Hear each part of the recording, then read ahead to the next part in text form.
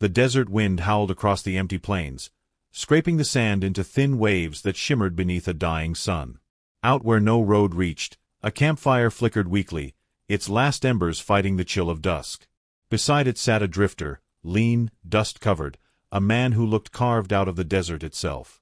His name was Cole Avery, and he'd walked farther than he cared to remember. His horse had died 2 days back. He buried it under a thorn bush and kept walking because there wasn't much else a man could do. Now he sat on his bedroll, chewing stale jerky and staring at the horizon, wondering if this was the patch of desert where he'd finally stop moving. Then he heard it, the soft clop of hooves. Cole froze, hand drifting toward the colt on his hip. The sound came again, steady, unhurried, like a heartbeat in the dark. He stood, squinting into the dusk, and saw a shape moving through the heat haze, a horse alone, ribs showing through a coat thick with dust. "Well, I'll be damned," Cole muttered. The horse stopped a few yards away, head bowed, one ear flicking warily. It wasn't wild. The frayed bridle hanging from its neck said it had known a rider once. Its eyes glimmered in the firelight, tired but alert. "You look worse than me, fella," Cole said softly. "Where's your rider?" The horse just stared. Cole unslung his canteen, poured a little water into his hat, and set it on the ground. The horse stepped forward, drank deep, and then let out a low, restless snort before turning its head east, toward the deep dark of the desert. Cole frowned. "You tryin' to tell me something?" The animal looked back once, then began to walk away, slow but sure, like it knew the road ahead. Cole spat into the dust, cursed under his breath, and kicked out the last of the fire. "If I die followin' a damn ghost horse, I'm hauntin' whoever's listenin'." He shouldered his pack, tugged his hat low, and followed. They walked through the moonlight for hours. The stars stretched endless above, a cold kind of beauty that made a man feel smaller than sin. The horse stayed just ahead, never outpacing him, never stopping. It felt less like he was tracking it and more like it was leading him somewhere. Cole had seen strange things in his time. Men shot clean through who still managed to prey, rivers that vanished overnight, one town that swore its well was haunted. But nothing like this. Something about the horse's steady gait sent a shiver crawling up his spine. Around midnight, they crested a ridge, and Cole stopped dead in his tracks. Down below, in the shallow basin of the desert floor, stood a ranch. Or what was left of one. Fences sagged, roofs slumped, and the wind had chewed half the walls to bones. But in the main house's window, there was light. A single, flickering lantern. "Well, hell," Cole whispered. "Didn't expect company." The horse started down the hill without hesitation. Cole followed, boots crunching on the hardpan. The closer they got, the stronger the smell of old wood and dust became. The place looked abandoned for years, yet the light glowed steady, like someone inside refused to let it die. At the gate, the horse stopped beside a dry well and stood still as stone. Cole rested a hand on its neck. "All right. Let's see who's tendin' the light." He climbed the porch steps. They groaned under his weight. The door hung crooked on one hinge. He pushed it open with the barrel of his Colt. Inside was quiet, too quiet. The air felt stale, like a room sealed off from the world. Dust blanketed everything except the table in the center, where the lantern burned bright beside a small silver locket. Cole holstered his gun and picked it up. Inside was a photograph, a young couple standing beside a horse. The same horse outside. He stared at it for a long moment, feeling something twist in his gut. "Guess you ain't just wanderin', huh?" he muttered. A floorboard creaked behind him. Cole spun, Colt drawn. "Show yourself." A frail voice answered from the shadows. "Easy, stranger. Ain't much fight left in me." An old man stepped out from behind the staircase, thin as a rail, leaning on a cane. His eyes, cloudy but sharp, flicked to the horse visible through the window. "That your mount?" Cole shook his head slowly. "Found him wanderin'." "Looks like he found his way home." The old man's breath caught. "Home?" he whispered. "You say he came back on his own?" Cole nodded. Tears welled in the old man's eyes. "Lord Almighty. 15 years I've been waitin'. My boy rode that horse out one spring and never came back. Thought I'd buried 'em both in my mind." He reached trembling fingers toward the window. The horse gave a soft whinny, as if answering his call. Cole set the locket down gently on the table. "Looks like the past found its way back." The old man's name was Elijah Granger, though he said most folks had long since stopped remembering it. The ranch had been his family's pride once.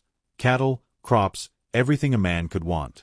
Then came the drought, the sickness, and the day his boy James saddled up and rode out, saying he'd find work and send money home. He never did.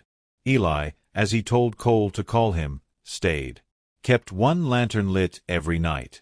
"So he'd know the way back," he said quietly. "Figured if the boy was lost, maybe he'd see it." Cole leaned against the doorway, hat in hand. "Looks like it worked. Just took a little longer'n you hoped." Eli chuckled dryly. "Time don't mean much to ghosts." The lantern flickered, its light warm against their faces. Cole poured 2 cups of stale coffee from an old pot and handed one over. "To lost things find in their way," he said. Eli raised his cup. "And the fools who follow 'em." They drank in silence. Outside, the desert wind shifted again, carrying the faint cry of coyotes. The horse pawed at the ground softly, restless but calm. Cole glanced toward the window. "He ain't gonna leave again, is he?" Eli smiled faintly. "No, son. He's home now. Always knew he'd outlast us both." For a long moment, neither spoke. Then Eli said, voice low and almost a whisper, "You came here for a reason too, didn't you?" Cole hesitated. "Maybe. Or maybe I just followed something that wasn't lost." Eli nodded. "Sometimes that's all the reason a man needs." The lantern's flame steadied, burning bright against the endless dark outside. Cole set his cup down, eyes fixed on that stubborn little light, thinking maybe, just maybe, the desert hadn't been trying to kill him after all. Maybe it had been leading him home. And for the first time in years, he let himself rest. The moon was sliding higher, and the desert wind carried that ghostly chill that makes a man feel like he's being watched by the stars themselves. Cole kept walking beside the horse, who didn't so much as glance back. She just kept that same slow pace, like she had a memory of where she was going, like her hooves were tracing a path from an older time. Cole muttered to himself, "Ain't no sense in this, followin' a ghost horse through the dark like a fool." But he still followed, because somewhere in the back of his mind, something whispered that if he didn't, he'd regret it come dawn. They went on until the dunes turned to harder, flatter ground. In the distance, something broke the emptiness, the faint outline of a fence, half buried by sand. Beyond it, an old windmill creaked, blades whining in the faint breeze. And behind that, a light. Just one. Soft, orange, flickering. A lantern. Cole squinted. It looked like a mirage, one of those tricks the desert plays on the thirsty and the lost. But the horse whinnied, tossing her head, and started toward it. He followed, boots crunching through dry soil, his throat tightening as the light grew realer. The old ranch sat sunken into time, wood grayed and warped, shingles peeling like paper. The porch sagged, a rocking chair hanging by one arm. But the lantern, damn it, it still burned. Hanging by the door, its glass dirty but steady, like someone had just lit it. Cole felt something twist in his gut. He touched his hat brim and whispered, "Anyone still breathin' here?" No answer. Just the soft creak of the windmill and the horse's quiet snort. He stepped up to the porch, testing each plank with care. The horse stood just beyond the fence, watching him with those dark, knowing eyes. The door gave when he pushed it. The smell inside was dry and layered. Dust, rope, old hay, maybe the faintest trace of coffee grounds. A few moths fluttered toward the light spilling in behind him. On the table by the wall, he saw 3 tin cups, all rusted, 2 still upright, 1 fallen over. And a photograph. He froze. It was an old daguerreotype, the silver kind, warped from heat. But he could still make out faces, a man, woman, and little boy, all standing by that same fence outside. The horse was in the picture too, younger maybe, but unmistakable. The same eyes. The same blaze down her face. Cole's throat went dry. He took off his hat, wiping sweat from his brow, though the air was cool. "Well," he muttered, "guess you've brought me home to your folks." He turned toward the door, and stopped. The horse was standing in the doorway now. Not outside, not in the light. She stood half in shadow, half in the flicker of the lantern. For a long second, Cole swore he saw her shape shimmer, like heat off a road. Then he blinked, and she was just a horse again, though her breathing sounded almost human. "You lookin' for something, friend?" came a voice. Cole spun. An old man stood in the kitchen's far doorway. Skin like leather, beard gone white, eyes pale blue but sharp. He held a shotgun loose in his hands, though not aimed. Cole swallowed hard. "Didn't mean to trespass, sir. Found your horse wanderin' out yonder. She led me here." The old man squinted, then slowly shook his head. "Ain't my horse, son." "She got the same mark," Cole said, nodding toward the photo. "That blaze, that—" The old man's jaw worked. "That's my boy's horse." Cole frowned. "Your boy around?" "Buried him," the old man said flatly. "Buried him and her both. 12 winters back." Cole felt the air leave him. He turned, but the horse was gone. The doorway was empty. Only the night waited outside, silent and cold. The old man set the shotgun against the wall, walked to the lantern, and adjusted the wick with a steady hand. The flame flared brighter. "Been keepin' that light burnin' since the day they went missin'," he said softly. "Figured if their souls ever came wanderin' home, they'd see it." Cole stood quiet, hat in hand, every word sinking like a stone. After a long moment, he said, "She found her way back tonight." The old man nodded once. His eyes glimmered, though his face didn't move. "You a drifter?" "Guess I am," Cole said. "Ain't been anywhere that wanted me much lately." The man motioned toward a chair. "You'll stay a while. Eat something." "I keep stew on the coals. Habit I never could quit." Cole hesitated, then sat. The old man poured the stew, thick, brown, simple, into a dented bowl. The smell made Cole's stomach tighten with hunger. They ate mostly in silence. Only the ticking of the lantern and the faint hum of wind filled the space. After a while, Cole spoke again. "If you don't mind me a skin, what happened?" The old man's spoon stopped halfway. "They went ridin' one mornin'. Said they'd fetch water from the spring. Never came back. Searchers found her hoofprints lead into a sandstorm. Never found their tracks after that." Cole nodded slowly. "You think she brought me here on purpose?" "I don't think," the man said quietly. "I believe." Outside, something stirred. A faint whinny. Both men looked up. The old man rose, moving to the door. When he opened it, the light from inside spilled onto the dirt. The horse stood by the fence again. But this time, she wasn't alone. A small flicker of movement shimmered beside her, the faint outline of a boy, hand resting on her neck, almost transparent in the dark. Cole felt every hair on his arms stand straight. The old man whispered his son's name. The horse nickered softly. The figure faded, the shape dissolving into dust, like mist under the moonlight. Then she turned, slow and peaceful, and walked into the desert once more. Cole didn't follow this time. Neither did the old man. They both just stood there, watching until the sound of hooves was gone. The lantern flickered again, steady but lower now, as if its job was nearly done. The old man said, voice trembling, "Guess she finally found her way home." Cole nodded, his throat too tight for words.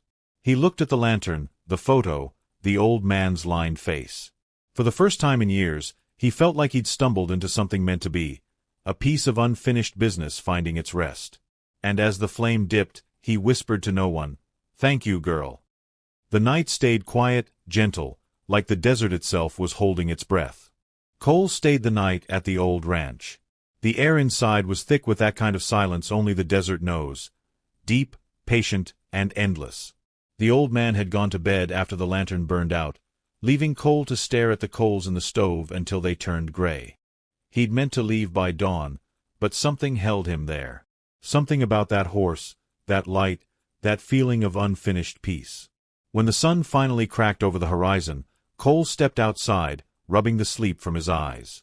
The windmill creaked faintly, the old boards of the porch groaned under his boots, and the desert stretched out in gold and red.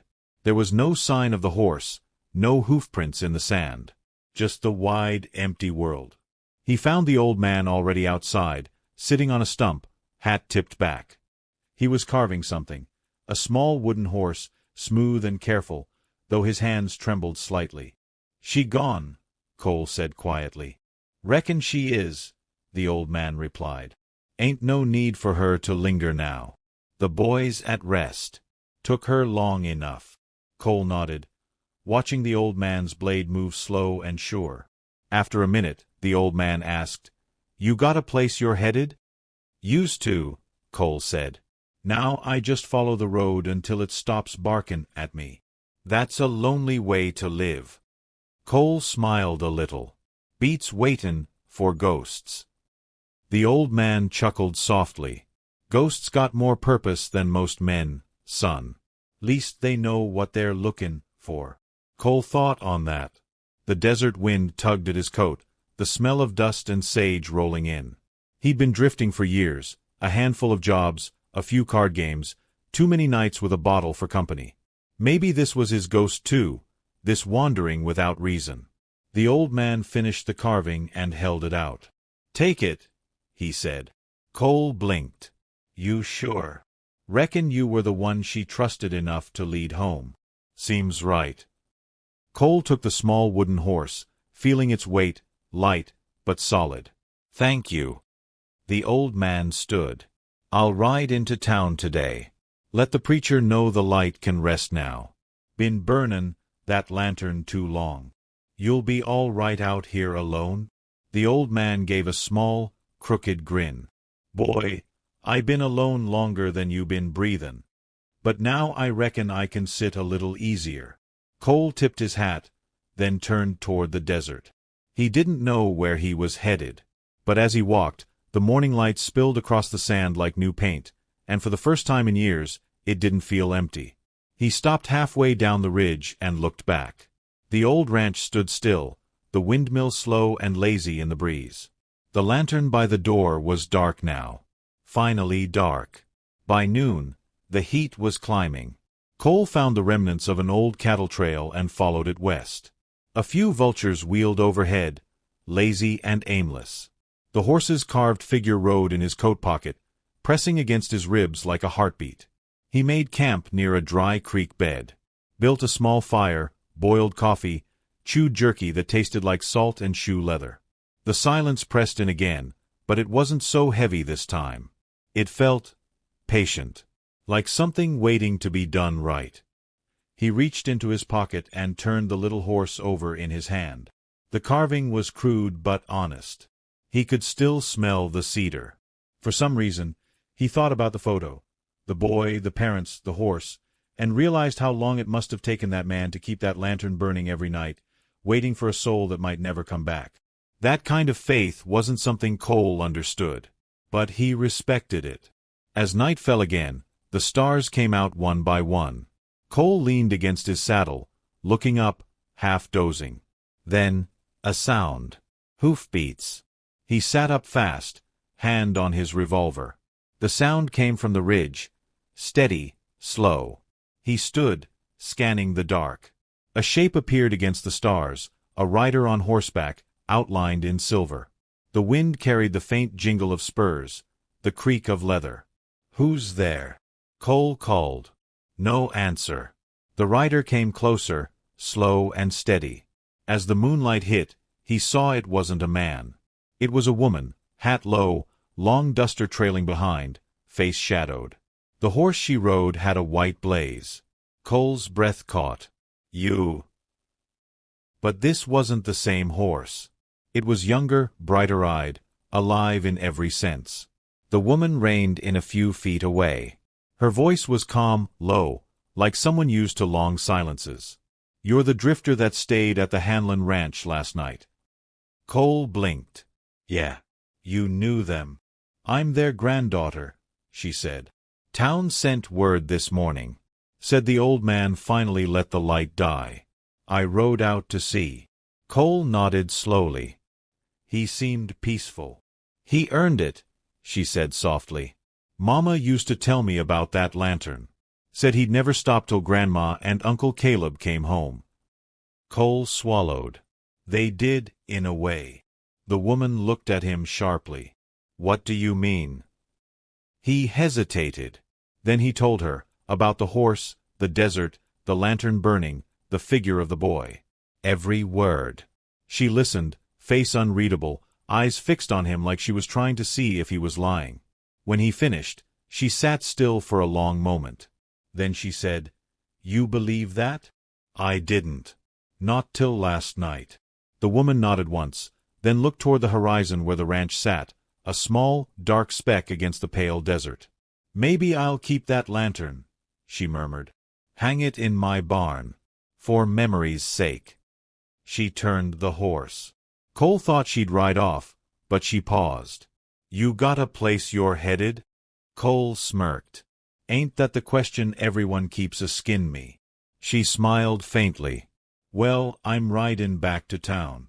Could use company if you don't mind dust." He glanced at the horizon again, the endless stretch of nowhere that had been his life for too long, and then at her, calm and sharp-eyed under the moonlight.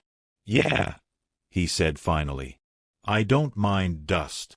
They rode together, side by side, the desert opening before them like an old story finding its last page. They rode together through the night, two silhouettes moving across the silver desert. The moon hung low, the stars sharp enough to cut. The woman's name, he learned, was Nora Hanlon. Her voice had that kind of quiet that comes from too much truth and too little need to fill silence. Cole didn't talk much either, but something about her made the quiet feel good. It wasn't the same kind that followed him before. His had always been the empty kind, the kind that echoed. Hers felt full, like the hush before rain.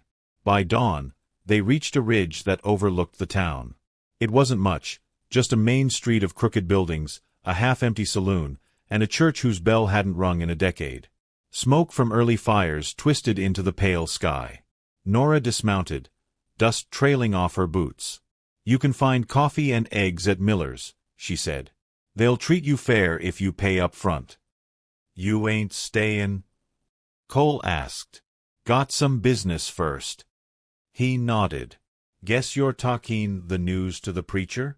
"Yeah," she said. "And maybe see what's left of the old place after." She adjusted her hat, glancing toward the desert like she could still see the faint outline of that lantern light. "You coming?" Cole smiled faintly. "Depends. You mind a drifter taggin' along?" Nora's lips curved just a little. "Only if he talks less and rides steady." He chuckled. "I can do both." They rode into town together, dust curling around their horses' legs. A few men leaned out of the saloon porch, curious, eyes following. One old-timer squinted and muttered, "Ain't that Hanlon's girl?" Nora nodded at him once but didn't stop. They hitched their horses outside the church. The preacher, a thin man with a sunburned nose, met them at the steps. "Miss Hanlon," he said softly. "Heard the old man passed this morning. I'm real sorry." "He went peaceful," Nora said. "Lantern burned out last night." The preacher nodded, tipping his hat. "Guess he finally found rest. We'll ring the bell at noon." Cole stood a little apart, hat in his hands.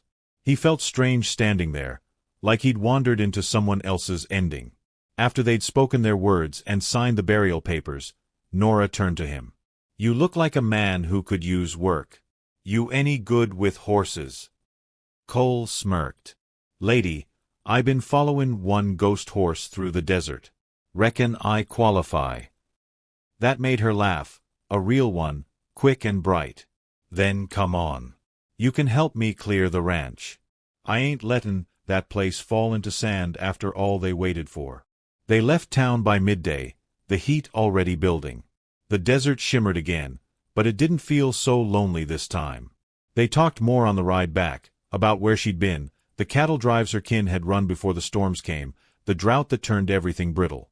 She'd been living near Santa Fe, working with remount traders, breaking colts for the cavalry. "You always been on your own?" she asked after a while. Cole nodded. "Mostly. Had a brother once, but he caught a bullet over a poker hand in Wichita. Been drifting since." "That's a long drift." "Too long," he said. "Maybe time to stop." By the time they reached the old ranch again, the sun was sliding low. The house stood the same, quiet, slumped but still standing. The windmill turned lazy circles. Nora dismounted, running her hand along the porch railing. "He never let it rot," she said softly. "Kept it alive, even when everything else left." Cole took off his hat. "Some men build walls to keep the world out. Guess your granddad built this to bring someone back." They worked in silence, sweeping dust, clearing fallen boards, fixing what could be fixed. Cole found an old bridle hanging by the door, dry and cracked. He oiled it and left it on the rail. Nora found the lantern, empty but clean, and hung it again by the doorway. As night came, they lit a small fire in the yard. The stars came out one by one, same as before, but the place felt changed. Lighter. Cole poured 2 cups of coffee from the tin pot and handed her one. "Think you'll stay?" he asked. She looked at the horizon, the long dark line of sand and memory. "Maybe. It's lonely work, but it's home. And I figure someone's gotta keep that horse company." Cole smiled. "Ain't seen her since last night." "Oh, she's out there," Nora said. "Horses like that don't vanish. They just wait for when you're ready to see 'em again." He stared into the fire, thinking of that night, the horse's glow in the dark, the old man's trembling voice, the boy's faint shadow. Maybe she was right. Maybe not everything you lose is gone. Later, when the fire burned low, Nora said quietly, "You don't strike me as a man who stays put." "Never had much reason to," Cole said. "Well," she murmured, "maybe now you do." The way she said it, soft, almost teasing, hit deeper than he expected. He didn't answer, just watched the flames crackle and die. When dawn came, he saddled up again. Nora met him at the fence, hat pulled low. "You're leavin'?" "For now," he said. "But I reckon I'll circle back. This place feels like it ain't done with me yet." She grinned. "You make sure of that." He tipped his hat and rode off into the morning. The desert stretched endless, gold and white, wind sighing across the dunes. Around noon, he stopped on a ridge and looked back. The ranch was a small speck behind him, but something flickered near the porch, a faint glimmer of light. The lantern. Burning again. Cole smiled under his breath. Guess the story ain't over after all. He reached into his coat pocket and felt the little wooden horse the old man had given him. Its edges were smooth now, worn by the road. He turned it once in his palm, then slipped it back into his pocket. "See you soon, girl," he murmured. Then he nudged his horse forward, and the desert swallowed him again. As he rode, the wind shifted. Somewhere behind him, faint and clear, came the sound of hooves, 2 sets, keeping perfect pace. He didn't look back. He didn't need to.